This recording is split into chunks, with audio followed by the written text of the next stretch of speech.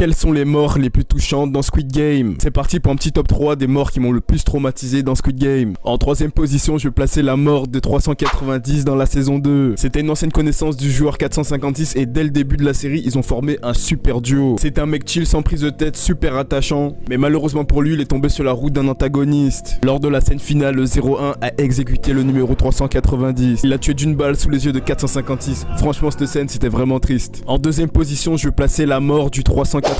C'était dans la saison 2, ce personnage, il avait trop de flow, il avait trop d'aura. Moi, je me suis dit, elle est intelligente, elle va faire tomber Thanos et tout, elle va aller loin dans la série. Et ça s'est pas du tout passé comme prévu. Elle s'est fait exécuter à coups de fourchette. Non, mais c'est quoi cette dinguerie? Mort à cause d'une fourchette. Non, cette mort, elle m'a frustré parce que je la voyais vraiment aller loin. Sans parler de l'autre froussard en haut là qui servait à rien là. Non, lui, il était détestable. Et en première position, je vais placer la mort du numéro 67 dans la saison 1. Elle était beaucoup trop forte dans Squid Game, elle arrivait super loin, elle avait une super bonne mentalité dès le début. Heureusement pour elle, ça a commencé à se compliquer lors des épreuves des plaques de glace. Elle s'était blessée